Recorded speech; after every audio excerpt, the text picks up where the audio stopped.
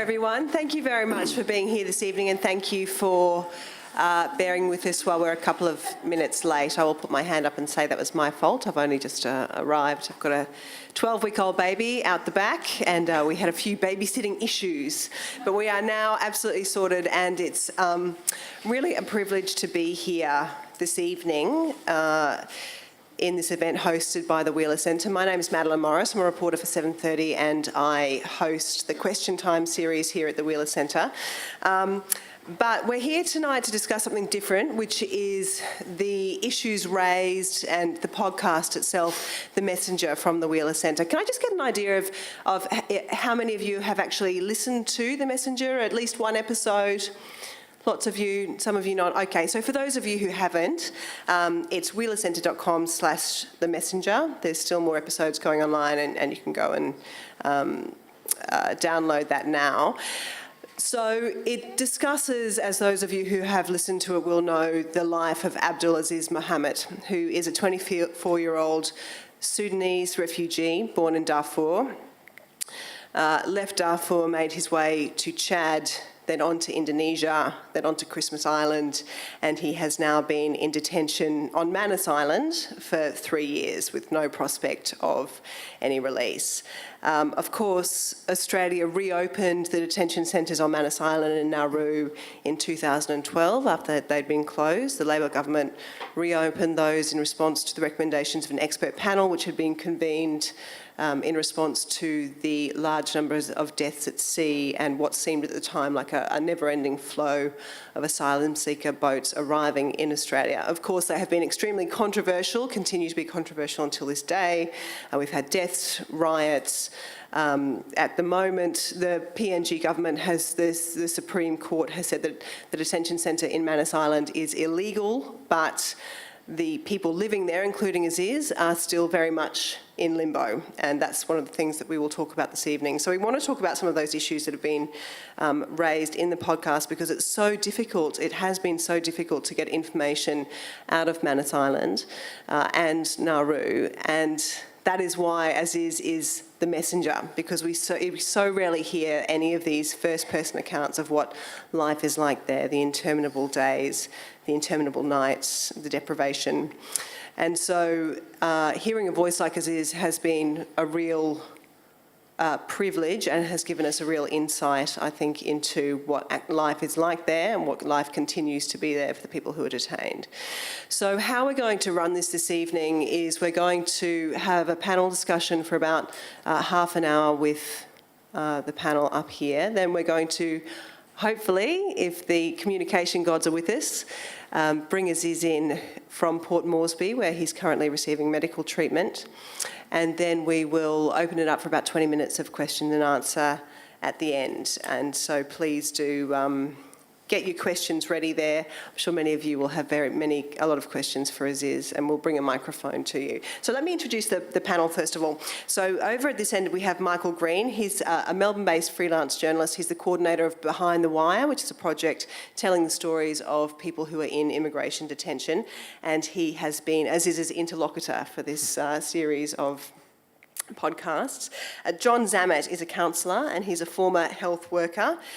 He features in episode 3 of the podcast, episode 2, and he's a friend of Aziz's and he's now back here in Melbourne.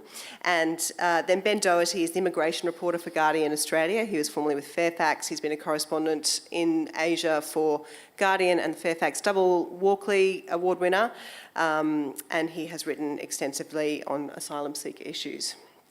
So I wanted to kick off with you, first of all, Michael, given that you're the person whose idea this podcast is, and just tell us a little bit about how you came up for this idea and why you felt it's so important to hear the voices of the messenger. Sure. So, hi everyone. It really came about by surprise a little bit. I didn't expect to be making a podcast. I've never made a podcast before, and to be honest, I really have no idea how to make a podcast. And I'm very grateful to be working with lots of fantastic, talented people at the Wheeler Centre and also the rest of the Behind the Wire team to do that. But so I've been working on an oral history project about immigration detention. It's coming up for about 3 years now. And in the course of that, I was in touch with lots of people, including Ben, and a couple of different people gave me Aziz's number. And I hadn't spoken to anyone who was actually inside detention at that time. I'd only spoken to people who'd had an experience of detention and had since left. And so I was messaging Aziz, and I kept on saying, "Oh, look, is there a way that we could speak?" And he said, "No, we can't speak." And so I was at that time trying to make a story for the book that we've got on sale down the back. And I was thinking I was going to have to piece together a story with him from text messages. And then I realised that we could send voice messages. And this first night that we exchanged voice messages, it's in the first episode of the podcast. And almost like the first message that Aziz sent me, I just like was struck by the warmth of his voice and how generous and open he was. And it bowled me over completely. Like, we ended up spending a few hours exchanging messages that night, and I just... It's strange listening to you because you never actually have a conversation, do you? You sort of just always like ships passing in the night in terms of your messages. Yeah, I mean, it is so strange. Like, I get a stream of messages in, and then I have to sort of listen to them, and then he's left some more, and then I leave one, and then he's left some more, and it's this real overlapping conversation, and it's a very different sort of way, and it's hard to know sometimes how to dignify the things that he said and to give an appropriate response, because you can't nod and smile and give the normal things you do in conversation just naturally. But even so, I just felt like he was such a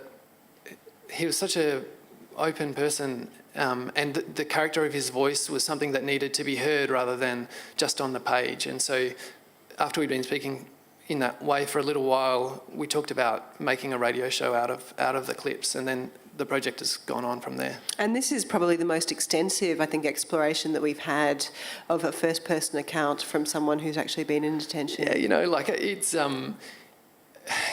it takes something pretty extraordinary from Aziz to have spent the amount of time that he spent, to put up with the number of questions that I've asked him. It's probably over 4,000 messages we've exchanged back and forth over that time, and his commitment to continuing that, and through some really hard times for him, and responding about situations that have been really difficult, and constantly reporting on what's happening is quite an extraordinary thing. And Ben, you've spent a lot of time working with detainees. How risky is it for them to speak to journalists to actually tell their stories?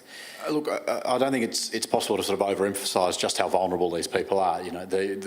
Particularly when Michael started his conversation with Aziz, phones were banned from the centre. So the simple act of having a mobile phone to be able to send this message was something that could get you severely punished. What sort of punishment was that? There was a solitary confinement unit called Chalker, which is quite notorious. These places are very violent places. They're heavily militarised. There is now the presence of PNG police who are in there. And the relationship is very, very uneasy. There were serious ramifications. These people's lives are completely controlled in detention, and the capability for people to be punished, to be docked points, to be not allowed out, to be held in solitary confinement, all of these things were I suppose, options available as punishment. But beyond that, I think more fundamentally than that these people's futures were kind of in the hands of the people who were detaining them. Their very refugee status determination was in the hands of the people who was detaining them.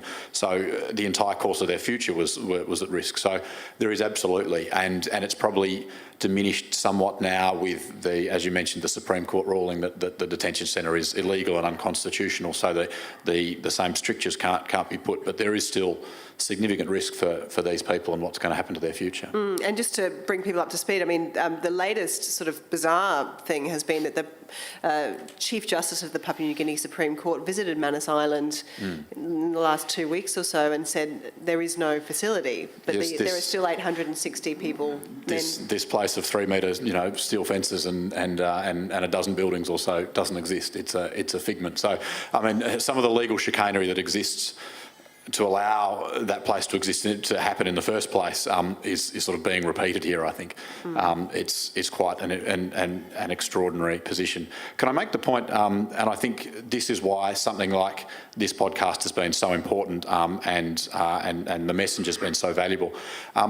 So often in this debate, and simply the fact that Aziz is going to speak to us tonight, so often in this debate around refugees and asylum, the debate happens about the people we're talking about, not with them. And refugees and asylum seekers are supremely capable of prosecuting their own arguments and putting their own points of view and advocating for themselves. And it's not to say that people shouldn't advocate on their behalf, because we won't do the international law dissertation, but in a modern global order, sort of founded on nation states and someone belonging to a state, when you're removed from that, when you're no longer welcome in the country that was your own, you not only lose a place to live, you lose your agency, you lose any sense of place and any sense of certainty. So the fact that we're hearing from Aziz, and Aziz is able to tell us his story in his words and explain who he is and why he's come to the place he's come to, I think is incredibly powerful. I think it cuts through the politics. I think it removes the kind of he says, she says, the sort of polemic argument that this country so often divides itself into when we talk about this. And we hear the unvarnished truth from the person who's at the middle of it. It has been a sort of a feature, hasn't it, of the debate around asylum seekers in Australia, which does continue, that we talk about, we talk in slogans, we talk about stopping the boats. Well, we don't actually really, we don't even really use people's names because we don't know them. Well, and I think, look, to be honest, I think that dehumanisation has been quite deliberate in a lot of places, and people here who, will have heard that in detention for a long time, people were never referred to by their names but by their boat identification, which was 3 letters and 3 numbers. And to be dehumanised to that extent, we don't need to draw historical parallels. You can all imagine them in your own minds. That's an incredibly depersonalising and dehumanising thing to do. But the language, I think, that people use in this discussion is just so crucial. And it's, as you mentioned, I reported overseas for a long time, and I was working in Southeast Asia and South Asia, and I was reporting a lot about forced asylum, forced migration and asylum from the leaving end. So it was Hmong leaving Laos and Hazara people leaving Central Afghanistan and Pakistan and Tamils leaving Sri Lanka. And I came back to Australia, and all of a sudden I found this incredibly polemic and divided debate that people were dug into their trenches and they were sort of hurling invective at each other back and forth, and no one was really actually having this discussion, but rather it was more about the sort of political point scoring, and the degeneration of the language has been quite extraordinary. I think the fact that in this country we no longer have asylum seekers arriving, we have illegals, we don't have an immigration department, we have a border protection force. Now, what does that do to people's understanding of this issue about what's happening? It changes people's perceptions. The fact that this issue is no longer one that's framed as one about humanitarian obligation or international law, it's now about national security and border protection. What does that do to the public's understanding about what's actually happening here? And I think we need to see that in this country, people turning up on boats is not an unusual thing. I mean, and I've said this before publicly, the most quintessentially Australian thing you can do is not play cricket or listen to Triple J's Hottest 100 or have a barbecue. It's turn up to this place on a boat without telling anybody you're coming.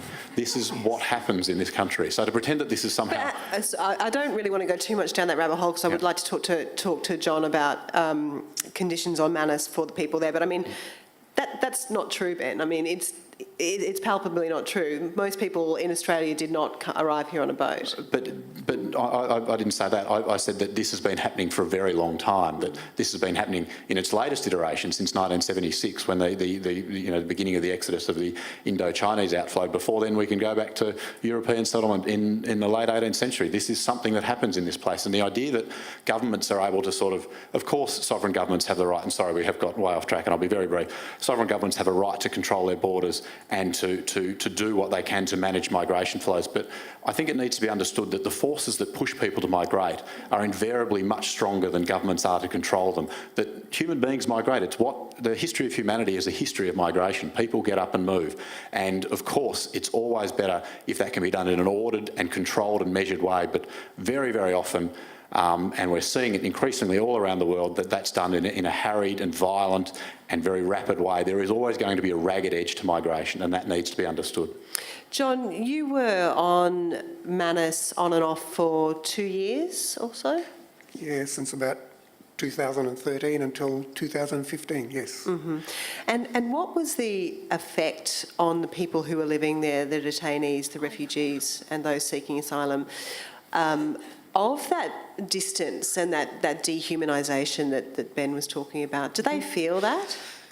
They certainly do. I'm trying to think, in the first maybe 4 months that I was working there, the men seemed to be more upbeat, more positive about their lives, had a general idea that they will eventually get off the island. They appeared to have a goal to move towards. So they were fairly positive in their commentary to me. But as the months went by, that began to change, and they became very negative and very nasty towards Australia and Australians. I began to hear more and more the words, "I hate Australia," only because they had begun to experience some really harsh behaviours from Australian stakeholders like the guards. Was that the aim?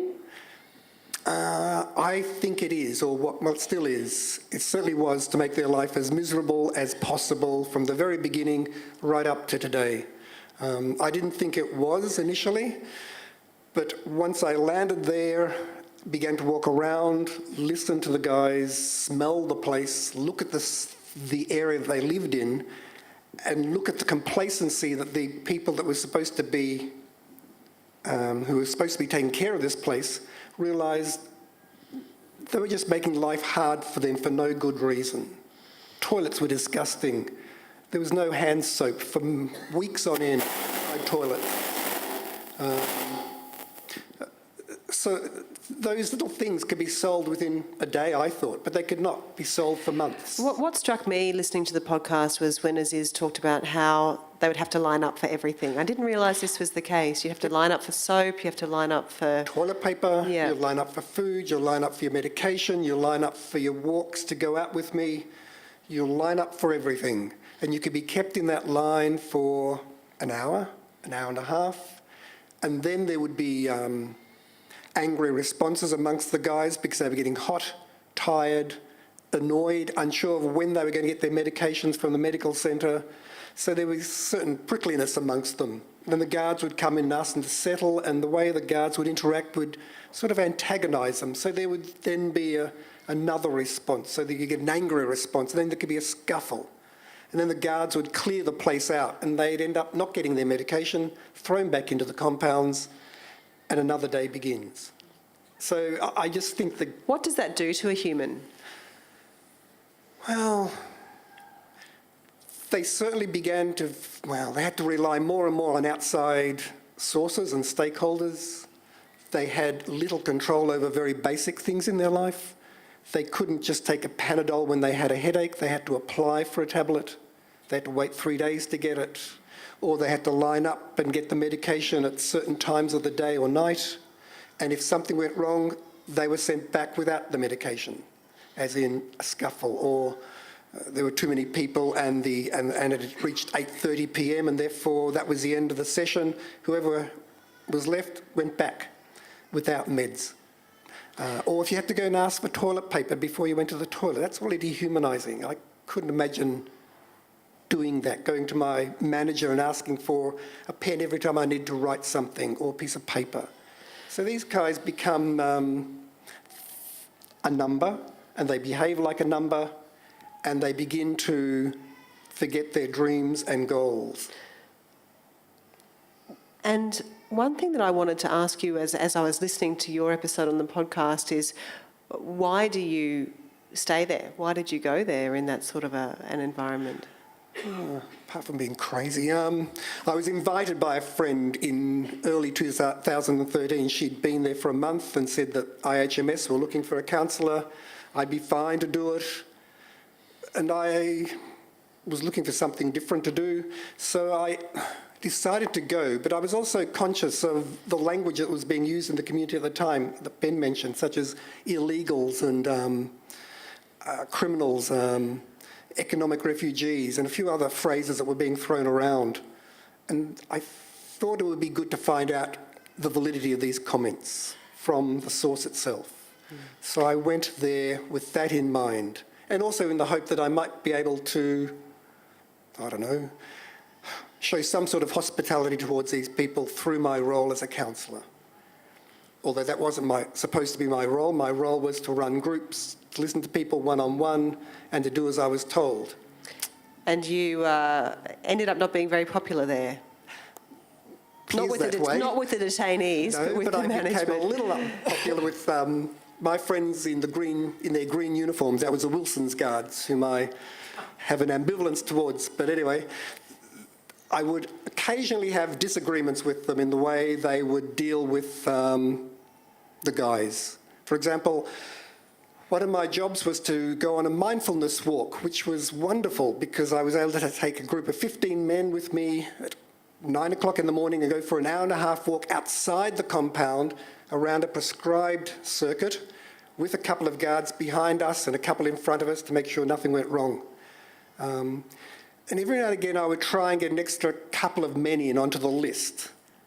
And I would just scribble the names on the list in the hope that the supervisor at the gate didn't notice I'd actually scribbled and didn't type them in and they weren't approved initially. Sometimes they'd let them go through. But other times I would have a difficult guard. And he would be there every maybe second rotation that I was on. And he would look at those names, see that I'd scribbled in a name and say, you know the rules, 15 only. Why have you asked for 17? I should cancel the whole event. Then I would have a discussion with him. And lo and behold, he was putting in reports about my bad behaviour towards him. I didn't discover that for several months, but he was writing reports and complaints. Another time I wanted to take a soccer ball with me so that the guys could kick the ball around when we had a time to sit down in the grassy area. And this guard said, "What's that?" And I said, "It's a soccer ball." "What are you going to do with it?" "What do you think I'm going to fucking well do with it?" Well, he got quite agitated with that comment, and I didn't realise I'd said that, so apologies. And he'd made a complaint, and again, he took the ball from me and said I can now go, and to be aware of the route that we're supposed to be on, not to divert from it, not to stop, and just follow what the guard said. Ben, I can see you scribbling plenty of notes there. Did you want to... I quite like the anecdote about the soccer ball. But I mean, I think it goes to the point about the kind of the level of control that existed, but also the sort of petty nature of it. Often, it's no, you can't have a pair of another pair of shorts because we gave you one 2 weeks ago or something, and they've been torn, or you didn't fill out this form correctly, or it was signed with the wrong time, so you don't get the medication, or you don't get to go, to see the counsellor. Those sort of petty controls, and the and I think John can speak more authoritatively to this, but I certainly, with the men I speak to in detention and the women and children I speak to on Nauru, that absence of control over your life, people then almost surrender that control at some point and sort of almost give up any sort of sense of autonomy of their own life. I think it's hugely debilitating for people's sense of self to have any measure of control over your own life taken from you. And Michael, sorry, what were you going to say there, John? That was quite right. Like, over the 2-year period, I began to find that people became more and more despondent about putting in requests to see the doctors or go to IHMS because they knew that sometimes, well, there was a long waiting period and it would be knocked back, and why bother? But they would also come and ask if I could make the appointments for them, which I wasn't supposed to do. But I would take their name, their complaint or issue, and then I'd go and write the request and make sure that they were followed up very quickly. And they felt really appreciative of a little thing like that, because at that point they began to feel human again, just for a moment, that someone listened, someone was able to sort of jump one of the rules and get them in to see a medical person fairly quickly. There's little things like that that brought about a bit of humanity, I guess, in a really inhumane place. Michael, listening to the podcast, I was very much taken by the up and down nature of Aziz's experience. Sometimes he just sounds so despondent, and other times full of energy. And I just wonder how how that happens, how a human being can manage to sort of maintain and sometimes in the face of such incredible odds just get up every day and say, today's another day and I'm going to make it a good one. Yeah, he's quite an extraordinary guy for that, and I feel very privileged to have had this conversation with him over this time, because I've really seen it, and I've seen the extraordinary ways that he uses techniques, consciously that he's developed to allow him to cope, and definitely because we do have this strange voice message way of communicating. I am very attuned to the differences in his voice. So many times I'll hear a message from him and I'll say, oh, you sound like you're a bit off today. Or, oh, you sound really great. You sound really up again, that's fantastic. And he's remarkable the way he even can sort of seem to bounce back in the course of a few messages that he'll leave me. And I just really admire, listening to these guys talk about the conditions that people are in. I feel very privileged because I have sort of been in a situation where lots of the people I speak to are actually the people who are coping the best, and they're the ones who are able to feel confident enough and comfortable enough to share their stories. And if people read the book, they'll see that it's not only Aziz, there's lots of people I've been in touch with there. And so I actually feel there's just so much warmth and human connection in my experience of speaking to these guys that I actually just feel really so fond of my friends there and so positive about it, notwithstanding this. But I do get to see another side of it, and I do appreciate that, and I want people to understand that as well. And before we get Aziz up, and we'll do that soon, hopefully, we do need to talk as well about the political climate in which this has come about, because we can't not talk about that. I mean, yes, there are these terrible stories of privation, and regardless of anyone's views on the justice or not of the policy, you can't help but be affected by the difficulties that Aziz and other people in detention go through. By the same token, there have not been deaths at sea for a long period of time. I mean, the policy has worked. And how do you three reconcile your clear affection for the people there and concern for them with that policy, which can seem very harsh but has also been effective? Yeah, so, I mean, I think, another plug for the podcast, but the episode 5, which deals with the boat trip and this policy, how it came about and what Aziz thinks of it, is incredibly important episode and an important bit of context for people if they want to understand the policy and its effect on people.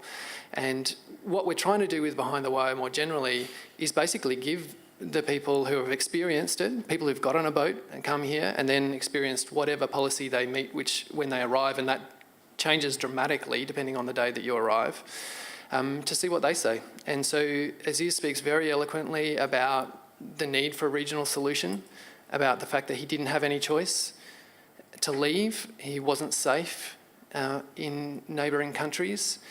He didn't feel safe in Indonesia, and he felt like he had to get on a boat.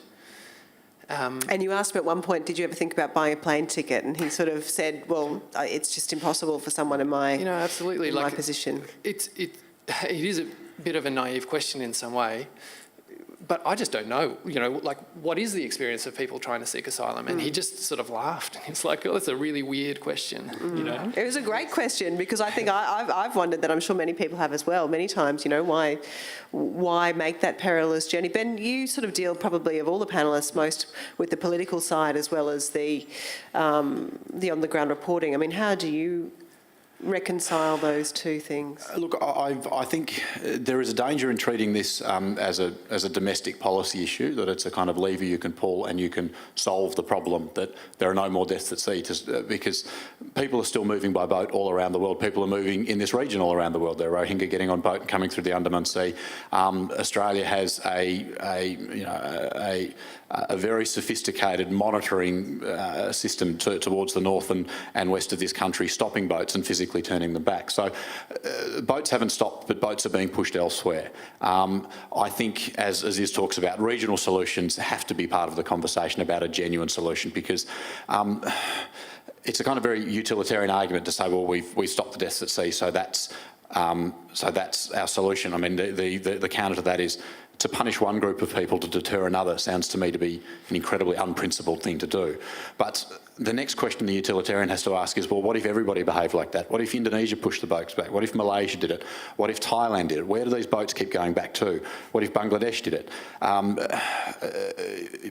People are moving, and we had the standoff in May of 2015 where there were about 8,000 people, 8,000 Rohingya who'd fled via Myanmar to Bangladesh, who were basically stranded and being pushed back from every port in the world, every port they could find. And these people were essentially stranded in the middle of the ocean and bobbing, and we don't need to go into the horrors of that situation. But Australia's unilateral action can't be engaged in everywhere, because that's not a solution. The solution needs to be to find as many people as can be given it adequate protection, and the idea of pushing boats back, and that if the deaths happen over the horizon, then they don't really happen, is no solution at all. John Boy, have we got Aziz? Huh? No, not yet. Okay, having troubles. All right. And what about you, John? Well, I remember back in the early 80s when I was working in Darwin, I could look over the harbour of Darwin and see dozens, if not hundreds of little boats coming in over the horizon from, I guess, Vietnam. And they were being welcomed in by local dignitaries and whatever. Very different experience to the guys of today. And the people of today are no different to the Vietnamese escaping whatever they were escaping so from. What's the difference then? Sorry, go on.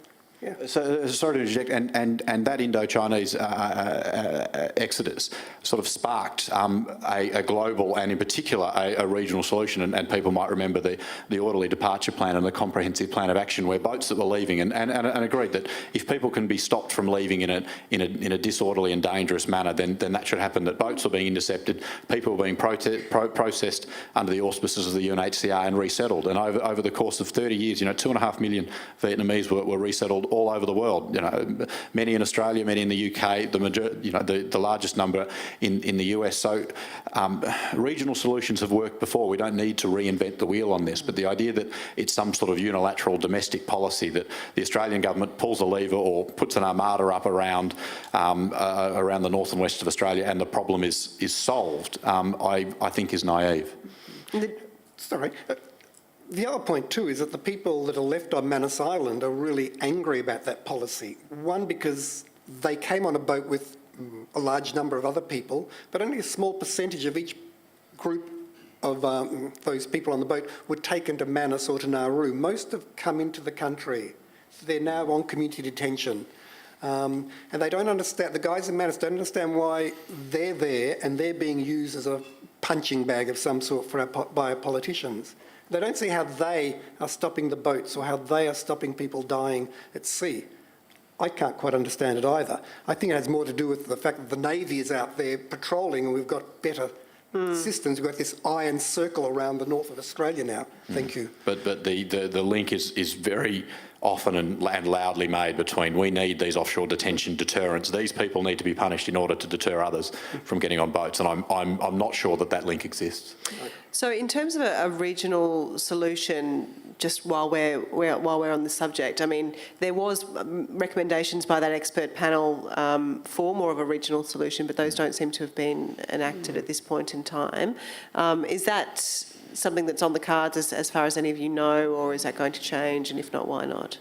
And what Ben, talking to you again about, with your policy head on, what does that mean in practice, a regional solution? I think it means an acceptance that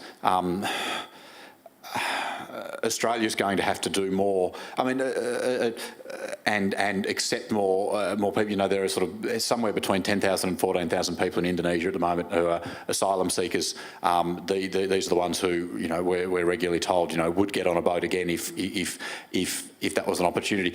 If there was a way for those people to be resettled, to be processed, to have their claims for refugee status assessed in Indonesia, and then to be resettled, would also be something that would stop people undertaking dangerous boat journeys. I think a measure of sort of genuine engagement with Indonesia, which is a country with whose relationship we haven't handled well, with Malaysia, with Thailand, with all of these other countries, and there is a Bali process set up for this. But what's happened in that has been, sorry, and I know we're getting very policy wonkish, but the idea of people seeking asylum has been conflated, and quite deliberately in political terms, has been conflated with the idea of transnational crime, that somehow this is an illegal activity to do. This idea of, people demonising people smugglers and those sorts of things, and we can get into the ethics of that. But people seeking asylum, people coming to a country without a visa, without invitation, if they're coming to any country in the world, seeking asylum are not committing a crime. It's not illegal to do that. And that needs to be recognised, that this sort of conflation of criminal activity or national security threat with people seeking asylum, I think that nexus needs to be broken, and we can talk about this in a far more calm and measured and rational fashion. Okay. I can hear mutters over there. We've got the thumbs up. We're fine to bring up Aziz. And Aziz should come up any moment on the screen. Aziz, hi, it's Madeleine. Are you hearing us okay? Hi, Madeleine. Yeah, I can hear you guys okay. There he is. There's his handsome face. Have we got a big welcome for Aziz there, everyone?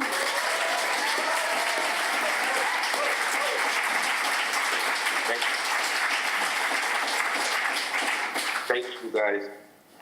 It's so great to have you, Aziz. I'll just ask you a few questions, and then I'm sure the audience will have so many questions for you, so I'll hand it over to them. We should say that you're in Port Moresby at the moment because you're actually receiving medical treatment for an injury you sustained playing football, I believe. So that's really why we're able to speak to you, because otherwise we really wouldn't be able to speak to you, or it would be much more difficult to have comms with you. So just before we throw it open to the audience, is why did you take part in this? Why did you decide to become the messenger, and what has it meant to you? First of all, I would like to say good evening to everyone, and thank you for coming, and also thank you for having me in this show tonight. And it's really one of the amazing events that I was hoping one day I will be on, and I'm glad that my dream come true finally.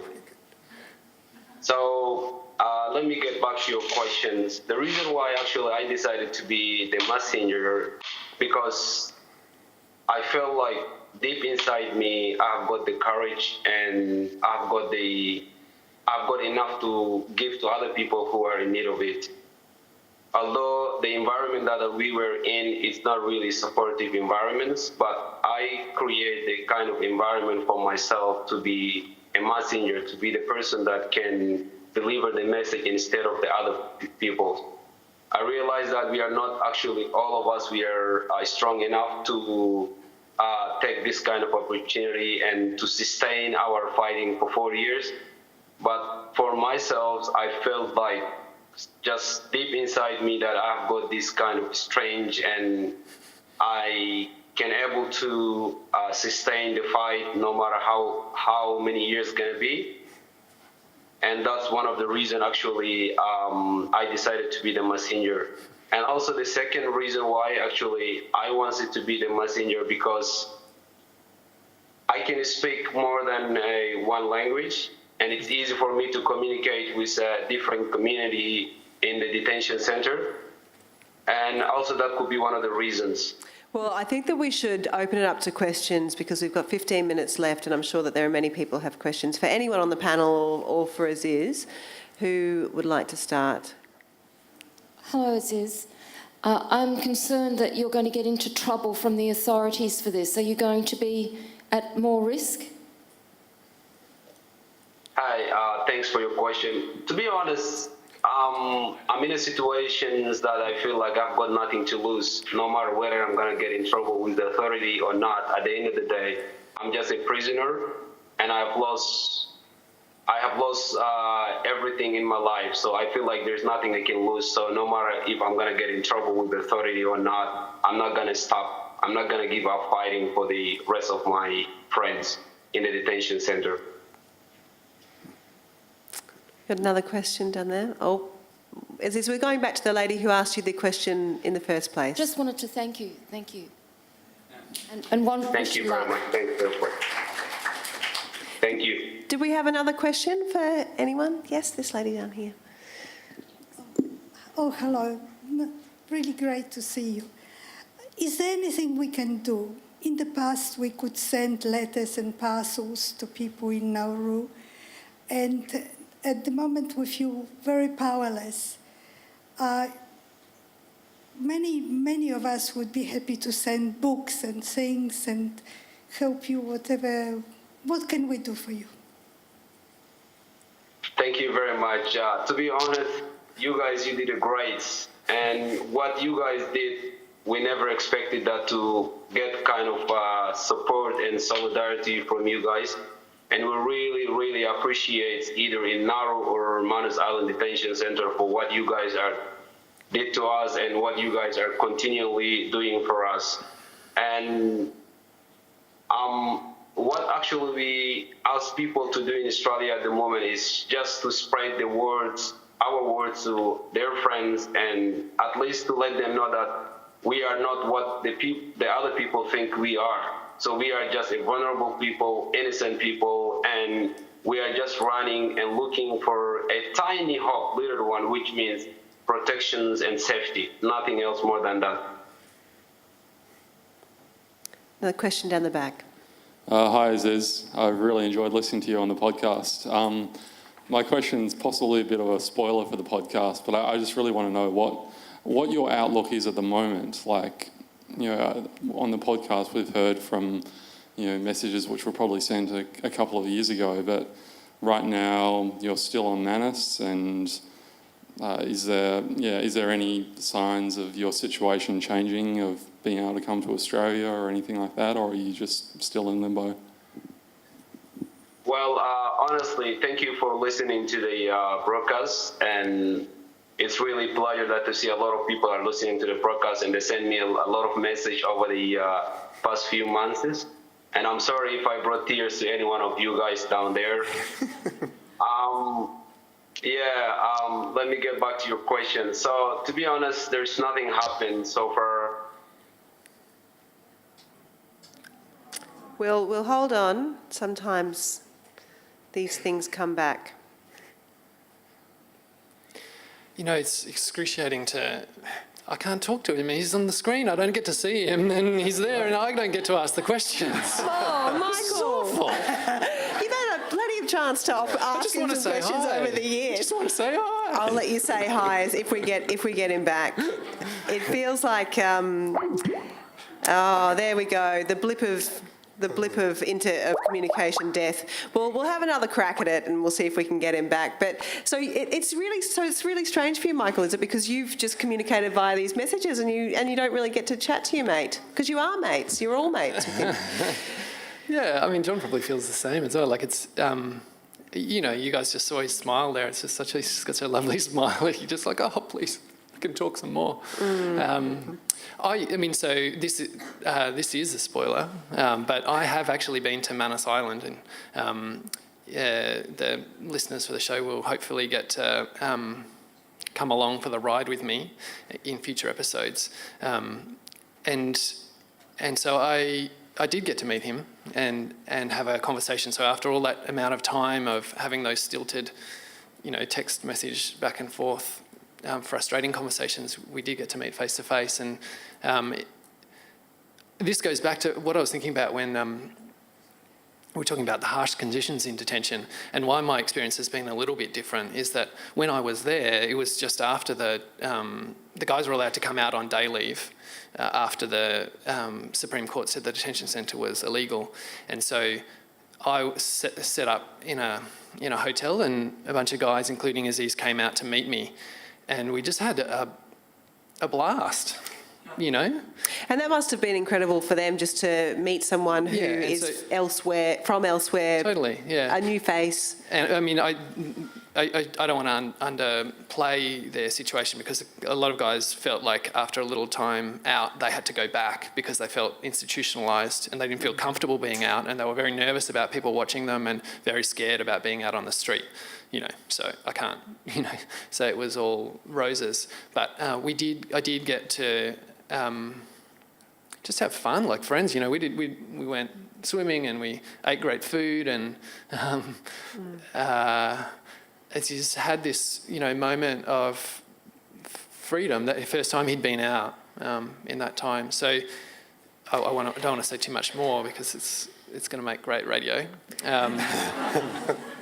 But just to the question there, I mean, ultimately the question is, his future still is very much unclear, isn't it, after all of this time? Yeah,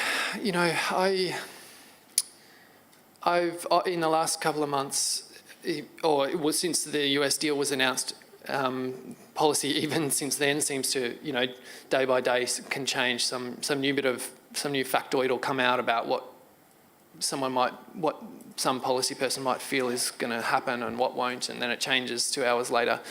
And I try and ask him how he feels about it. And it must be exhausting for people to hear that, or I wonder if they just tune out. Often he can't answer, he can't bring himself. He just I don't know what to say, I don't know what to say, because he feels like he's still in the same state of limbo.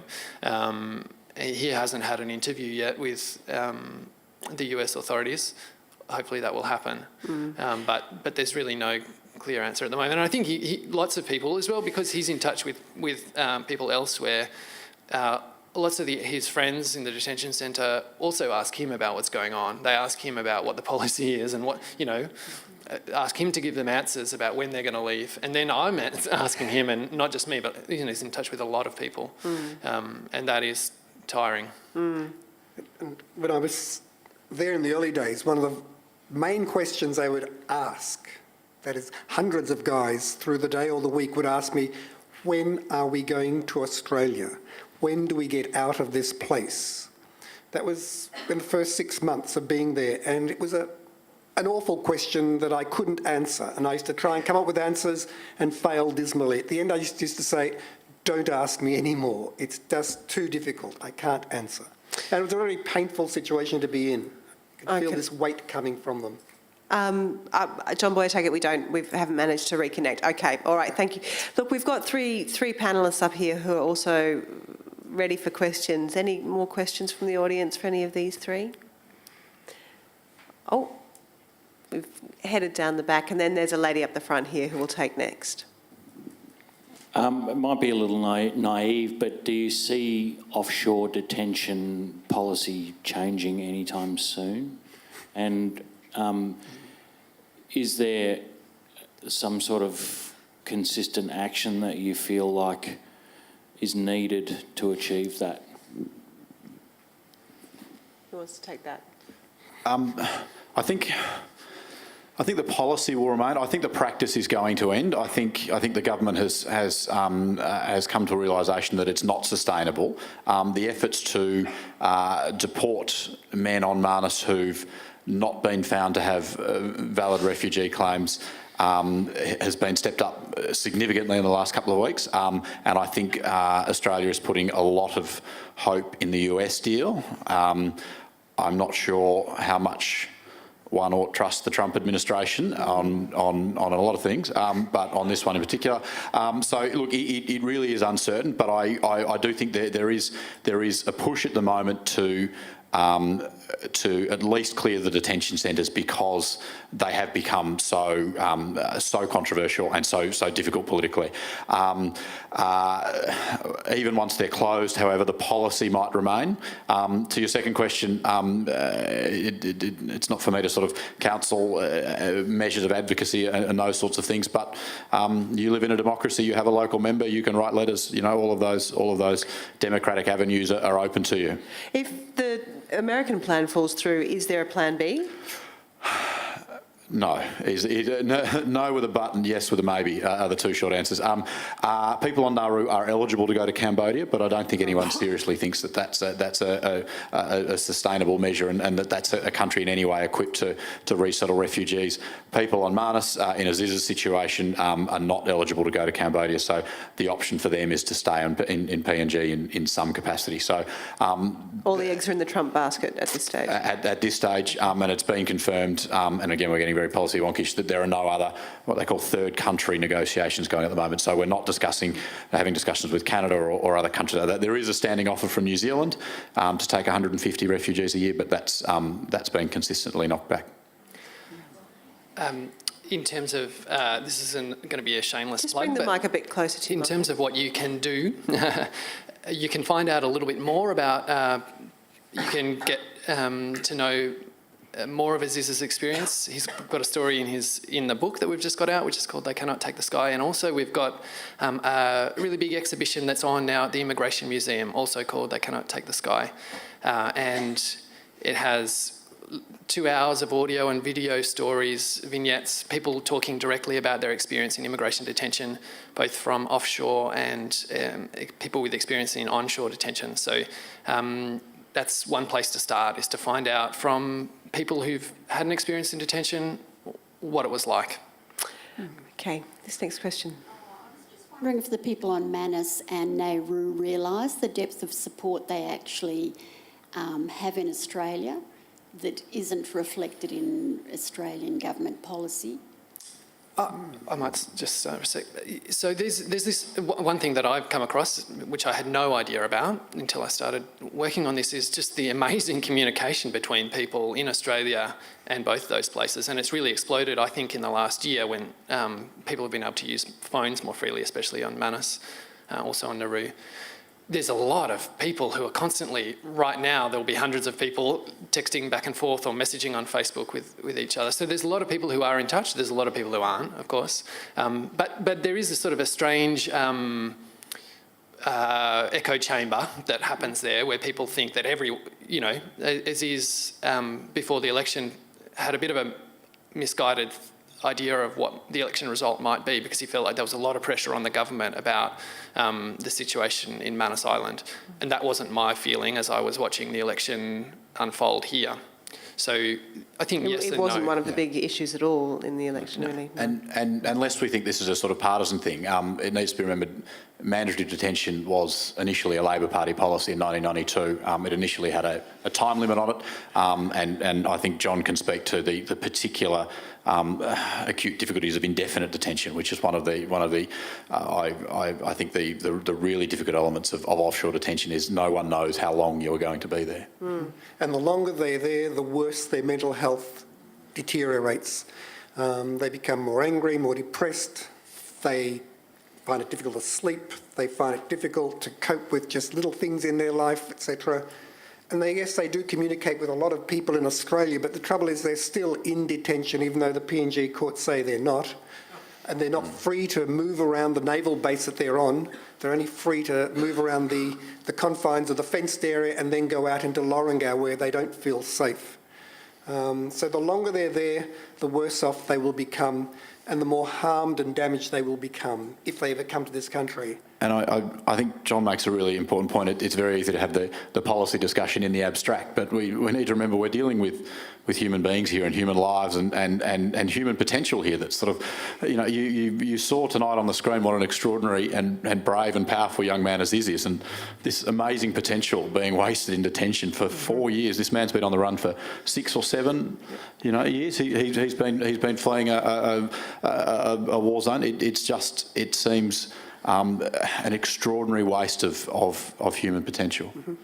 It is 7:15, but we did start a little late, so I will take one more question from the audience if there was one. No? Okay. All right, final one down the front here.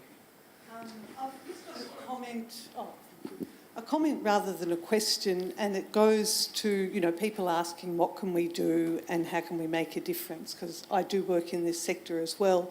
What I'm really conscious of is we are all ourselves, and we talk to ourselves and we mix with like people, And so we do feel there's a lot of support. But when you look at what happens when we have an election, there's a lot of the population out there that is not us. So I think it just brings home to me that message that you do have to take any avenues you can to try and pass on some of this to people who are not part of this support group. I don't know how you do that. Maybe it is writing letters, but I think it's something we all need to think about.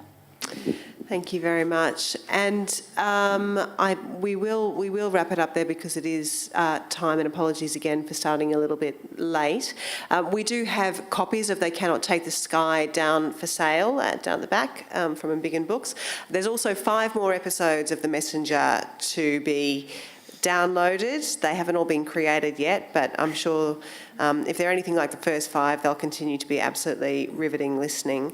And I'd just like to thank you all very much for coming out this evening to hear from Aziz, who I could just tell was thrilled to hear you all here, even though we only had him for a very brief time. And if you could all thank as well, please, the panellists, Michael Green, Ben Doherty and John Zammit as well.